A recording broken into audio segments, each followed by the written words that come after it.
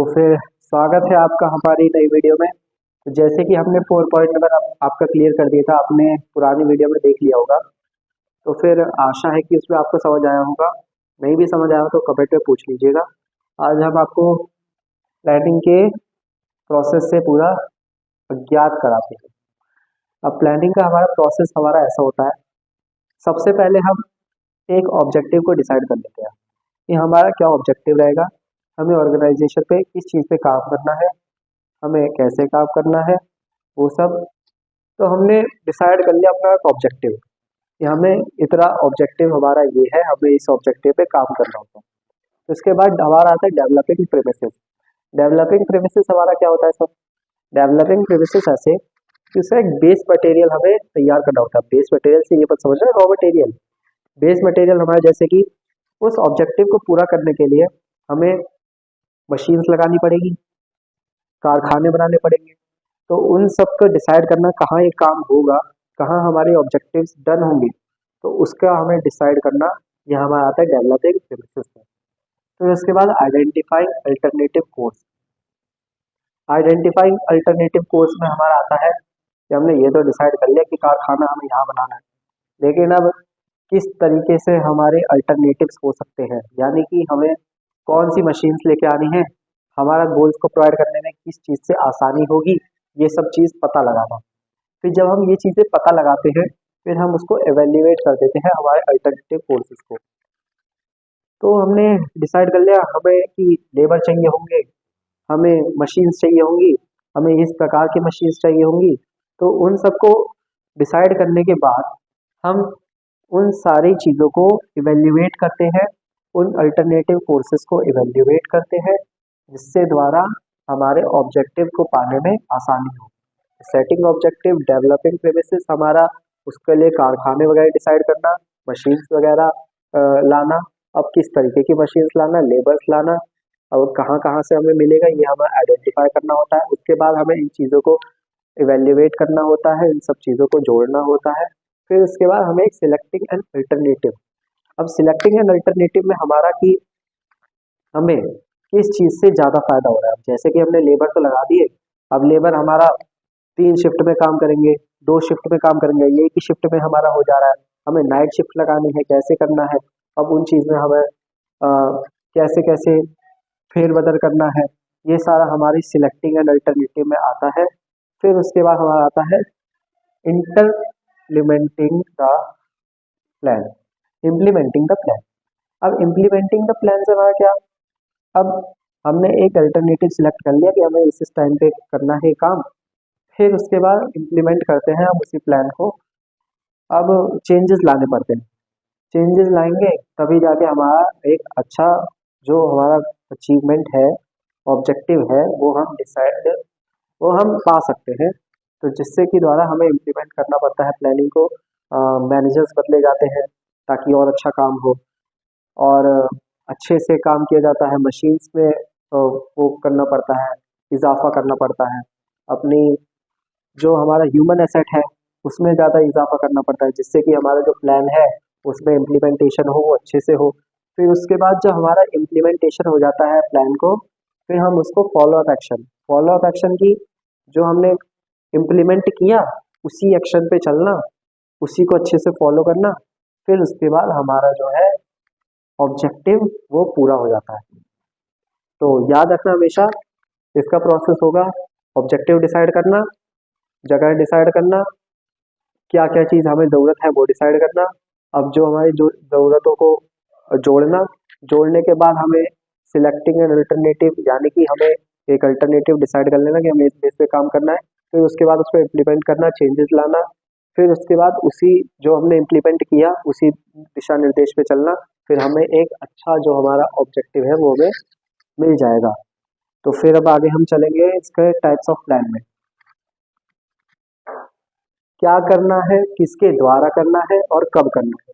जब ये 4 चीज़ें अच्छे से हो जाती हैं तब जाके हमारी एक सफल प्लानिंग होती है किसी भी ऑब्जेक्टिव को पूरा करने की। तो ये है हमारा प्लानिंग का पूरा कॉन्सेप्ट। तो प्लानिंग का अभी अब आगे जाके इसके फंक्शंस पढ़ेंगे, इसके ऑब्जेक्टिव्स पढ़ेंगे, इसकी हर चीज़ें पढ़ेंगे। तो आप जुड़े रहिए हमारे साथ। इसकी डेफिनेशन तो ये रही, planning refers to think before work. अगर आपको ये नहीं तो आप ये भी लिख सकते हैं, planning is that part of management in which how the work is to be done, what to be done by whom and when to be done is together. तो फिर अब हम आगे चलते हैं।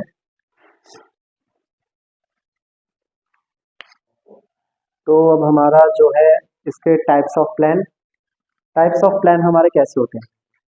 Neither standing nor single use plan, यानी कि ऐसे प्लान जो हमने एक बार डिसाइड कर लिया, एक ही स्ट्रेटेजी लगा ली, फिर उसमें हम चेंजेस करते भी हैं नहीं भी करते हैं। तो ये हमारा पहला टाइप है नेदर सिंगल यूज का और नॉट स्टैंडिंग का। अब फिर उसके बाद वहाँ आता है स्टैंडिंग प्लान। स्टैंडिंग प्लान में जो हमने ऑब्जेक्टिव डिसाइड किए हैं उसके हिसाब से एक स्ट्रेटेजी बना लेना, पॉलिसीज बना लेना, उनको डेवलप करना उन चीज़ों को, लेकिन इसमें चेंजेस हमारे आते रहते हैं, फेरबदली हमारी होती रहती है स्टैंडिंग प्लान में। अब सिंगल यूज प्लान में हमने जो एक बार जो डिसाइड कर लिया उसी बेस पे हम चलते हैं। जैसे कि हमने एक बार हमने डिसाइड कर लिया कि हमारा बजट इतना ही रहेगा, तो हमारा बजट चाहे कुछ भी हो, अगर हमने सिंगल यूज प्लान के हिसाब से चल रहे हैं तो हमारा बजट वैसे के वैसा ही रहेगा, हम उसमें चेंजिंग नहीं कर सकते। अगर आपको चेंजिंग करना है तो फिर आप स्टैंडिंग प्लान के हिस्से हो। तो ये हमारा टाइप्स ऑफ प्लान का कहना है। तो तो हमने प्लानिंग के बारे में पढ़ा, अब हम पढ़ते हैं फीचर्स ऑफ प्लानिंग। प्लानिंग के फीचर्स क्या होते हैं। अब प्लानिंग के जनरली हमारे 6 फीचर्स होते हैं, वैसे तो बहुत हो सकते हैं लेकिन हमारे जो बुक में दे रखे हैं वो हमारे 6 फीचर्स दे रखे हैं। तो पहला फीचर है हमारा planning focuses on achieving objectives.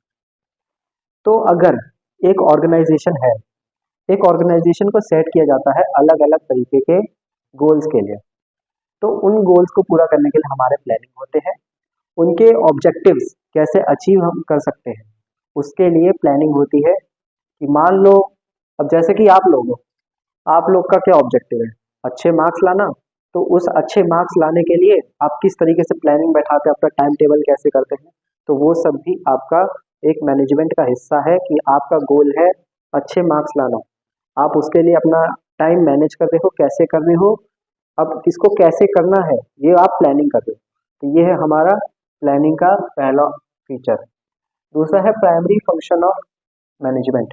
Primary function of management ऐसे है कि प्लानिंग एक बेस तैयार कर देता है कि आगे जाके हम जो भी फंक्शंस करेंगे मैनेजमेंट के तो वो इसी के द्वारा होंगे। तो ये एक हमारा बेस है। अब जैसे कि आगे के हमारे फंक्शंस क्या है, ऑर्गेनाइजिंग, स्टाफिंग, डायरेक्टिंग, कंट्रोलिंग, यही सब हमारे फंक्शंस हैं। तो जब तक हमारी प्लानिंग नहीं होगी, हमारा गोल्स डिसाइड नहीं होगा, तो हम उसको ऑर्गेनाइज कैसे करेंगे, तो ऑर्गेनाइज जब हमारा हो जाएगा तब हमारी स्टाफिंग होगी, जब स्टाफिंग हो जाएगी तब हम उसको डायरेक्ट करेंगे, उसको दिशा निर्देश देंगे। डायरेक्ट करने के बाद हम पूरा जितने भी हमारे एक्टिविटीज थी सबको कंट्रोल करेंगे। तो प्लानिंग हमारा एक बेस तैयार कर देता है इन्हीं सारी फंक्शंस को। तो ये है एक प्राइमरी फंक्शन ऑफ मैनेजमेंट। फिर उसके बाद इट इज परवेज से हमारा ये कहना है कि ये खाली एक ही जगह नहीं होगा, ये हमारे हर फंक्शन ऑफ मैनेजमेंट, हर लेवल ऑफ मैनेजमेंट में यूज होंगे, और साथ के साथ ये हमारे हर डिपार्टमेंट में यूज होंगे। तो ऐसा नहीं कि एक ही जगह यूज होगी, प्लानिंग हर जगह होती है, खाली मैनेजमेंट में ही नहीं, हर जगह हर वक्त आपको प्लानिंग का हिस्सा बनते हैं। कंटिन्यूस प्रोसेस ऐसे है ये कि एक बार आपने प्लानिंग कर ली तो फिर जरूरी थोड़ी कि आपको बार बार प्लानिंग नहीं करनी पड़ेगी। अब अलग अलग चीज़ें होती हैं, जैसे कि आपको पता है कि मैनेजमेंट एक डायनामिक फंक्शन है। तो डायनामिक फंक्शन जैसे जैसे नीड होगी वैसे वैसे कुछ चेंजेस होंगे। अब चेंजेस के हिसाब से आपको उस तरीके से प्लानिंग करनी पड़ेगी कि आप अपने गोल्स कैसे अचीव कर सकते हैं।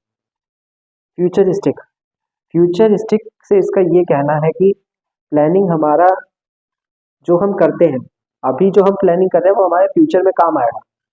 जैसे कि आपने मैंने क्या एग्जांपल दिया था अच्छे मार्क्स लाने का, तो आपने अच्छी प्लानिंग कर ली कि हाँ हम इस टाइम पढ़ेंगे, हम इस तरीके से मैनेज करना होगा, हमें अकाउंट्स इस टाइम करनी पड़ेगी, बिजनेस इस टाइम करनी पड़ेगी।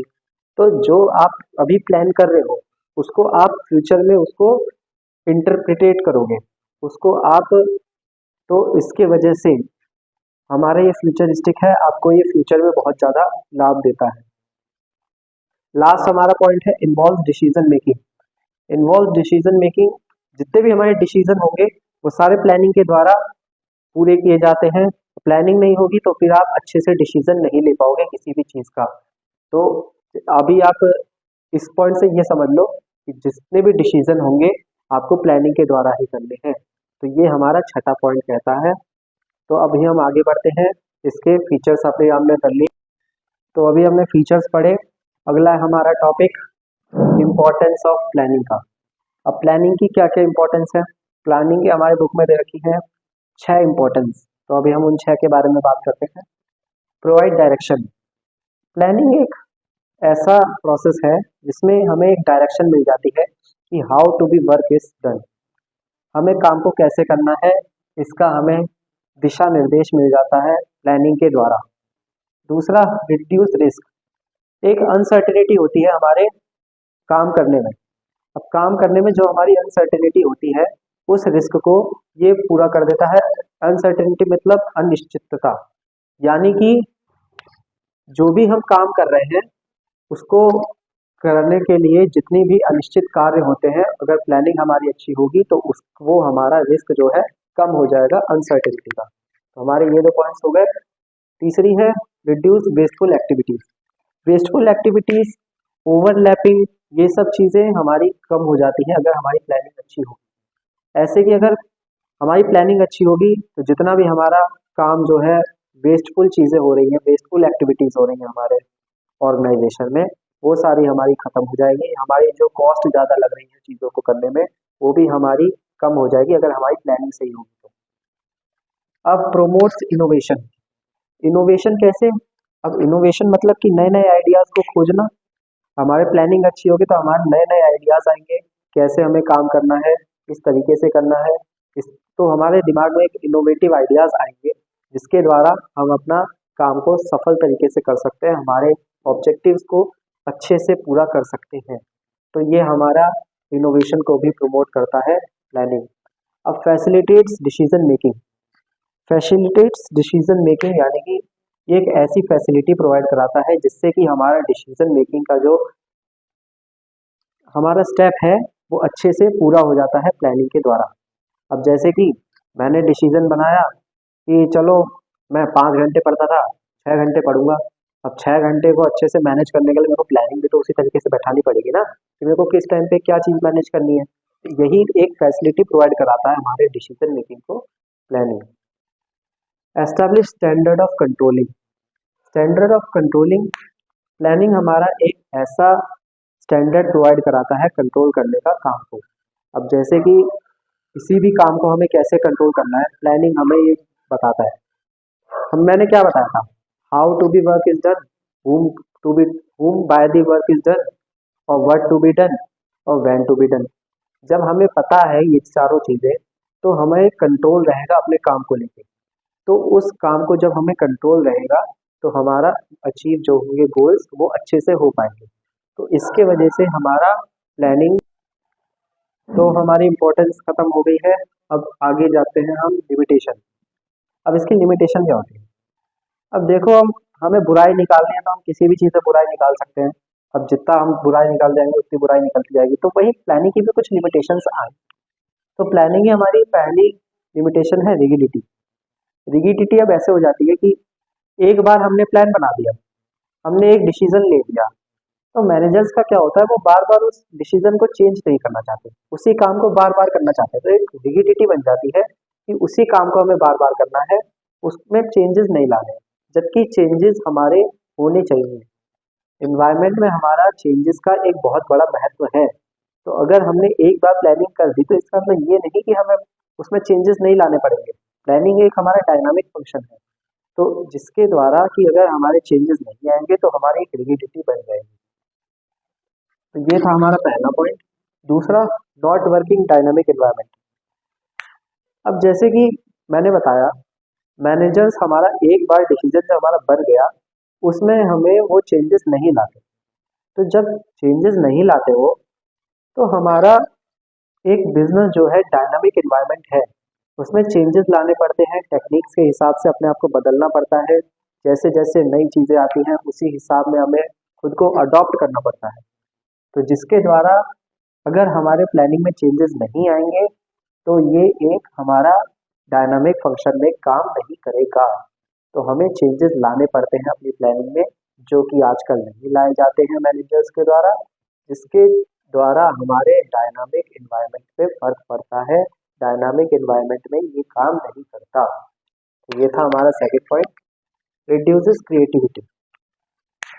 डिसीजन एक बार बना दिया, उसी डिसीजन पे हम 5 साल 10 साल इसी चीज़ में लगे पड़े हैं कि एक बार हमने डिसीजन बना दिया, हमने ऐसे ही काम करना है, एक ही चीज़ पे हमें लगे रहना है, एक ही प्रोसेस पे हमें वर्क करना है। तो जिसके द्वारा हमें क्रिएटिविटी नहीं मिल पा रही है। अब क्रिएटिविटी नहीं मिल पाएगी तो जिससे कि हमारा गोल्स को अचीव करने में और भी ज़्यादा प्रॉब्लम होगी। जैसा कि मैंने बताया, चेंजेस हमारा बहुत ज़रूरी चीज़ है। तो अगर हम चेंजेस ही नहीं लाएंगे तो हमारा गोल्स को अचीव करने में बहुत ज़्यादा दिक्कतें होंगी। तो ये हमारी प्लानिंग जो है, एक बार जो प्लान बना दिया उस प्लानिंग को हम हटाते नहीं हैं, दूसरा प्लान नहीं लाते, तो जिससे कि हमारी क्रिएटिविटी पे फर्क पड़ता है। अब ह्यूज कॉस्ट हमारा कैसे कि प्लानिंग पे हमने एक बार प्लानिंग बना दी, अब उस प्लानिंग पे हमारा कितना भी कॉस्ट लग रहा है, हमें तो उसी हिसाब से चलना है भाई। मेरा चाहे 18,000 रुपये लगे, अब मेरे 18,000 रुपये लग रहे हैं एक प्लान से, अब वहीं मैंने प्लान को चेंज करूंगा तो मेरे उस पर 10,000 रुपये भी लग सकते हैं। लेकिन जब मैं चेंज ही नहीं करूंगा तब मेरा वही ह्यूज कॉस्ट लगना है। किसी भी काम को करने के लिए, किसी भी चीज़ को करने के लिए हमारा जो कॉस्ट लग रही है वही ज़्यादा लगेगी अगर हम प्लानिंग में चेंजेस नहीं लाएंगे। क्योंकि हमें पता है हर साल कुछ ना कुछ टेक्नोलॉजीज आती रहती हैं, कुछ ना कुछ नए चेंजेस आते रहते हैं, तो उस हिसाब से हमें खुद की प्लानिंग बैठानी पड़ती है। अब प्लानिंग हम उसको नहीं चेंज करेंगे तो हमारा कॉस्ट लगना ही लगना है। तो जिससे कि ये हमारी लिमिटेशन हो जाती है। हमने रिड्यूसेस क्रिएटिविटी भी कर लिया, ह्यूज कॉस्ट भी कर लिया, अब आते हैं टाइम कंज्यूमिंग पर। प्लानिंग एक टाइम कंज्यूमिंग प्रोसेस है। अब प्लानिंग हमें करनी है तो उसके लिए एक अच्छे से प्लान को डिसाइड करने के लिए हमें टाइम चाहिए होता है कि हमें किस तरीके से उसको करना है, क्या करना है, किसके द्वारा करना है, कब करना है। तो इसके लिए हमें डिसाइड करने के लिए टाइम ज़्यादा चाहिए होता है। तो इसके वजह से ये हमारी पांचवी लिमिटेशन हो जाती है, प्लानिंग एक टाइम कंज्यूमिंग प्रोसेस बन जाता है। तो 4.1 में हमारा इतना ही था। अब इसके बाद हम 4.2 पे चलेंगे, वो भी आप में मैं 10 से 15 मिनट में आपका ख़त्म कर दूंगा। तो ये चैप्टर आपका पूरा हो जाएगा, आपको कोई दिक्कत नहीं आने वाली है। इस चैप्टर में आप अच्छे से अच्छा स्कोर कर पाएंगे, तो उसके लिए मैं बैठा हूँ, आपको कोई चिंता करने की जरूरत नहीं है। तो thanks for watching, like subscribe share कर दीजिएगा, कमेंट में कुछ पूछ लीजिएगा अगर आपको कोई दिक्कत हो तो। वृंदावन अकेडमी को ज़्यादा से ज़्यादा शेयर कीजिए, हम आपकी पूरी तरह से हेल्प करने के लिए यहाँ बैठे